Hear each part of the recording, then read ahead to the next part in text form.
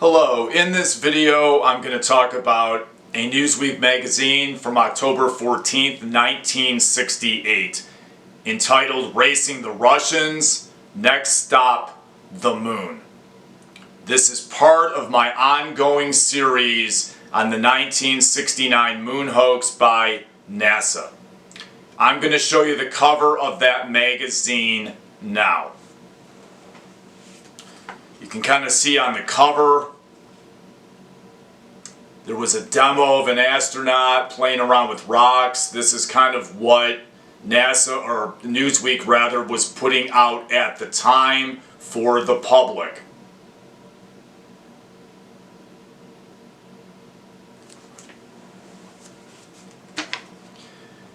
The first article in this particular edition is poised for a great adventure.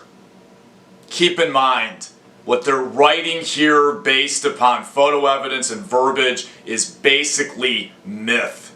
Newsweek is mythologizing all this as real, in my opinion. These are all major red flags. There's a lot of romantic writing here, meaning it's very, very biased and fluffy.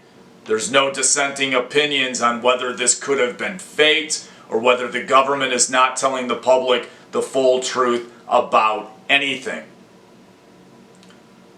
There is basically a lot of verbiage here about the exploits of NASA. Once again, the info is very, very slanted and biased. That's the way it is with all these magazines of those times, especially the ones I'm showing you in this section of my video series. Keep in mind too, the time frame for Apollo 11 was tight. Right around that time, they were sending up all kinds of flights to orbit the moon, or eventually, obviously, to land on the moon in roughly 2.5 years. I believe they were trying to confuse the public with what I call information overload. Like President Harry Truman used to say, if you can't convince them, confuse them. And that's what I think was happening to the public. They were sending all these flights up supposedly in a very short period of time, overloading the public with all kinds of fancy data that this was actually real.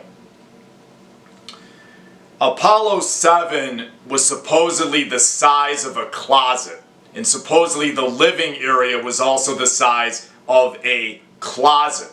A major red flag. There's red flags in all of this. I'm giving you major examples based on verbiage. I think they were prepping the public for all kinds of BS on Apollo 11. They're talking about Mars again in this article. Once again, the Mars distraction of Apollo 11. The article is biased. There's all kinds of NASA waste being talked about here, but it's not really being called waste or a waste of money. Some photos could be faked, as I stated in previous videos. The moon's surface could all be faked. Anything could be faked when you have a budget of tens of billions of dollars. There were rumors about this always. I'm not going to show you the photo in this magazine, but based on the magazine from the previous photo, or based on the magazine from the previous video, there's always been rumors that this could have been faked. And all of this could have been faked. And the Earthrise photos in the previous video are like the Earthrise type photos in this magazine, where the Earth could be penciled in or painted in fake photos. Keep that in mind. Once you do one, you can do 1,000,000 of them. The moon's surface could be faked. There's a photo of crater Copernicus, obviously named after the famous Polish astronomer Copernicus, that towards the end of this magazine is supposedly 150 miles away when they took the photo.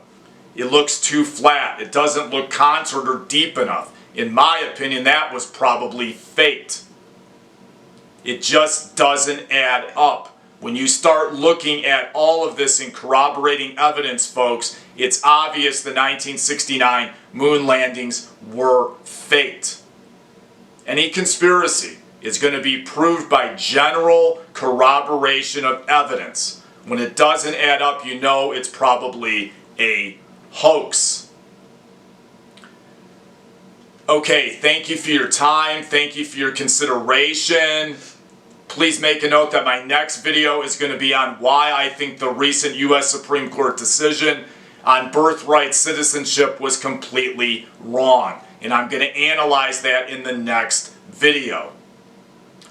I hope to see you in the next video. Thank you for your time. It's free to subscribe.